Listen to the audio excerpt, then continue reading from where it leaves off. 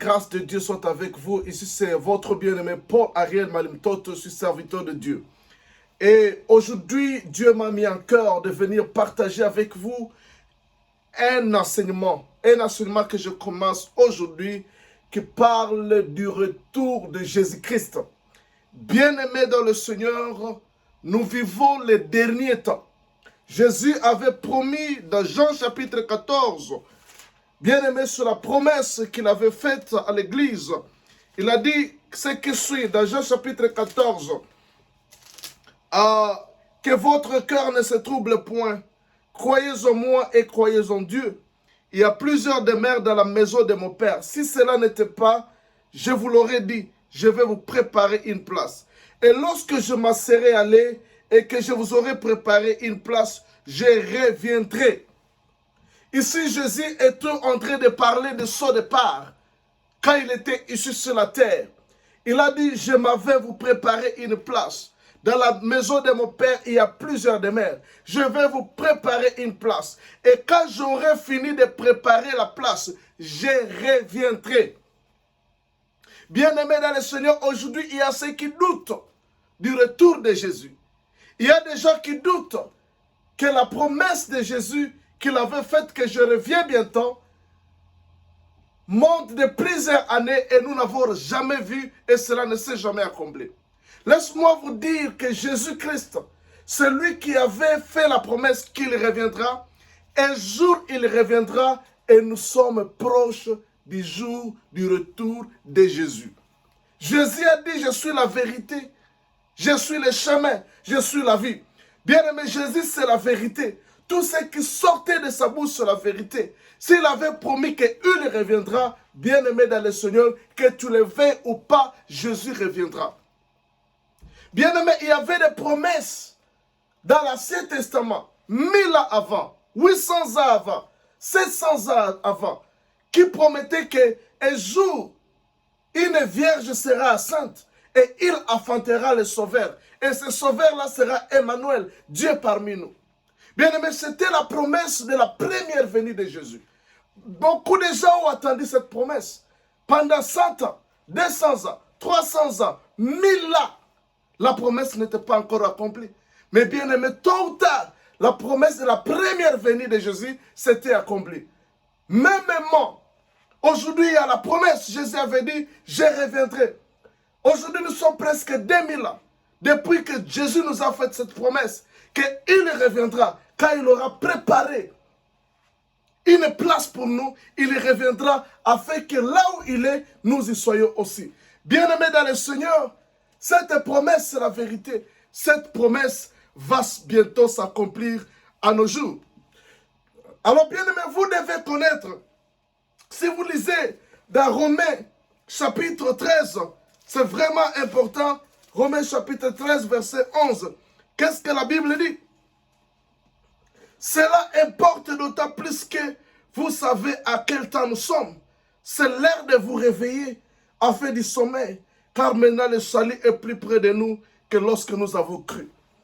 Bien-aimé, la Bible dit cela importe d'autant plus que vous savez à quel temps nous sommes. Ici, je m'adresse aux gens qui ont la connaissance du temps. Bien-aimé, nous devons connaître le temps dans lequel nous nous trouvons.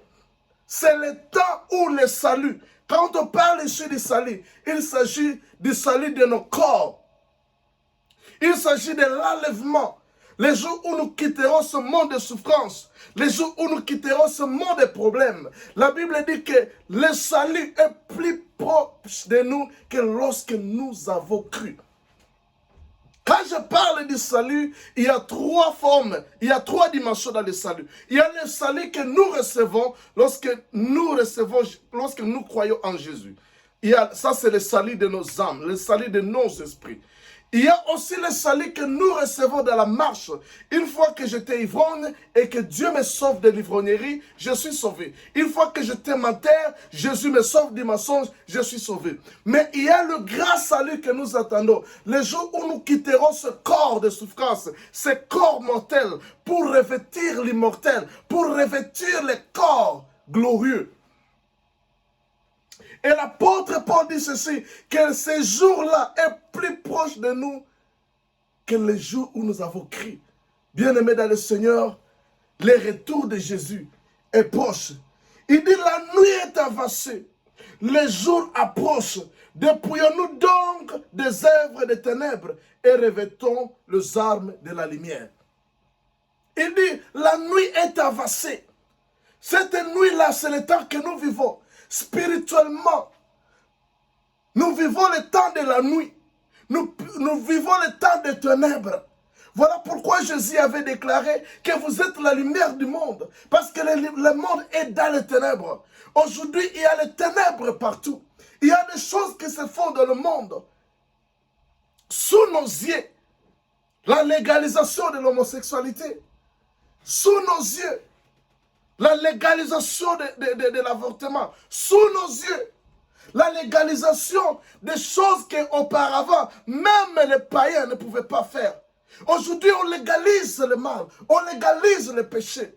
Il y a l'accroissement des ténèbres, l'accroissement du péché, l'accroissement des mauvaises choses. Il y a des choses terribles qui se font aujourd'hui dans ce monde. Pour nous qui vivons ici aux États-Unis, pour nous qui vivons ici à l'Occident, il y a des choses terribles que nous voyons. Bien aimé, la nuit est avancée. L'apôtre Paul dit, la nuit est avancée. Les jours approchent. Les jours qui approchent, c'est le jour du retour de Jésus. Le jour où le soleil du matin, qui est Jésus, apparaîtra. Et bien aimé, ce jour-là est proche. Nous sommes vraiment tellement proches de ce jour-là. Le jour où Jésus va venir prendre son église. Alors bien aimé dans le Seigneur, comme la nuit est avancée, comme le jour approche, bien aimé, nous devons être conscients. L'apôtre dit ceci, que notre attitude pendant ce temps est celui-ci. Dépouillons-nous donc des œuvres des ténèbres. Nous devons nous dépouiller des œuvres des ténèbres. Car le monde aujourd'hui est caractérisé par les œuvres des ténèbres, le mensonge, l'ivrognerie, l'impudicité. Le mal est légalisé. Le mal n'est plus un problème. Le péché, les gens vivent dans les désordres. Il y a beaucoup de gens, les gens qui rejettent les choses de Dieu, les gens qui rejettent les hommes de Dieu, les gens qui rejettent l'évangile. Ce sont les œuvres des ténèbres. Il y a des calomnies. Les hommes de Dieu sont calomniés. Les églises sont critiquées. Aujourd'hui, on appelle bien mal et on appelle mal bien. Bien aimé, sur les œuvres des ténèbres. Et l'apôtre dit ceci, dépouillons-nous des œuvres des ténèbres. Nous qui sommes conscients que bientôt le jour va arriver. Bientôt Jésus va arriver. Bientôt l'enlèvement va prendre place. Il dit, dépouillez-vous des œuvres des ténèbres. Et revêtons les armes de la lumière. Revêtons la parole de Dieu. Revêtons le caractère de Christ. Revêtons la parole de Dieu. Bien aimé, il dit marchez honnêtement. Aujourd'hui, l'honnêteté a disparu. Aujourd'hui, c'est la trahison. Aujourd'hui, les gens parlent de mensonges. Aujourd'hui, les gens critiquent les gens. Aujourd'hui, ce sont même des enfants qui se lèvent contre leurs parents. Aujourd'hui, ce sont les femmes qui se lèvent contre leurs maris. Aujourd'hui, ce sont les hommes qui se lèvent contre les enfants, contre leurs femmes. Bien aimés dans le Seigneur, il y a la confusion dans le monde. Et la Bible dit, marchez honnêtement. Aujourd'hui, l'honnêteté n'est plus là. Qui trouvera l'homme honnête aujourd'hui? Qui trouvera une femme honnête aujourd'hui? Qui trouvera un ami honnête aujourd'hui? L'honnêteté a disparu. Il y a la corruption qui gangrène la vie des gens. Il y a la corruption qui gangrène même les églises. Il y a la corruption qui gangrène même les prêtres, les pasteurs, les imams. Qui gangrène la religion. Qui gangrène la vie des gens. Mais la Bible dit, marchez honnêtement comme en plein jour. Loin des orgies, loin de l'ivrognerie, loin de la luxure, loin de la débauche, des querelles et des jalousies. Mais revêtez-vous du Seigneur Jésus-Christ et n'ayez point soin de la chair pour satisfaire ses besoins. La Bible dit que nous devons nous revêtir de Jésus. Nous devons nous revêtir de la parole de Dieu. Parce que Jésus est la parole. Au commencement était la parole. Et la parole était avec Dieu. La parole était Dieu. Bien-aimés dans le Seigneur, nous devons nous revêtir de Jésus, qui est la parole, pendant ce temps de la fin. Pendant ce temps où nous allons voir Jésus-Christ paraître dans les heures. pendant ce temps où nous allons vraiment bientôt voir Jésus-Christ revenir dans les nuées pour nous prendre. Ceux qui seront morts, ils seront les premiers à écouter le son de la trompette. Et ceux qui sont vivants, ils seront transformés pour aller à la rencontre de Jésus-Christ dans les heures. Bien-aimés, nous vivons ce temps-là. Et nous devons prendre conscience que ce temps arrive. Et si tu n'es pas encore sauvé, bien-aimé, quand Jésus va revenir, tu vas rester. Et quand l'Église partira, ce sera le début de la souffrance. Ce sera le début des problèmes. Ce sera le début des choses terribles. Parce qu'à ce temps-là, nous allons voir l'apparition de la bête. Nous allons voir l'apparition de la bête qui est l'Antichrist. Et nous allons voir le faux prophète qui est la deuxième bête, qui va venir avec le signe de 666 pour imposer la nouvelle ordre mondiale. Et pendant ce temps-là, il n'y aura pas les gens qui achèteront sans avoir le signe ou la marque de la bête. Bien-aimé, ce jour-là arrive tellement bientôt. Mais bien-aimé dans le Seigneur, le signe de la bête, ce n'est pas le vaccin. Le signe de la bête, ce n'est pas encore là. Bien-aimé, la bête agit déjà dans le monde, mais sous forme mystérieuse. Si tu trouves qu'il y a déjà le signe de la bête qui commence à s'imposer déjà et que bien aimé, le vaccin c'est la marque de la bête, si la marque de la bête te trouve ici sur la terre, c'est que tu as raté l'enlèvement. Parce qu'après l'enlèvement, c'est le temps que la bête va commencer à agir dans le monde. Que Dieu vous bénisse. Bien aimé, si tu n'es pas encore sauvé, il est grand temps de donner ta vie à Jésus. Parce que bien aimé dans le Seigneur, Jésus revient bientôt.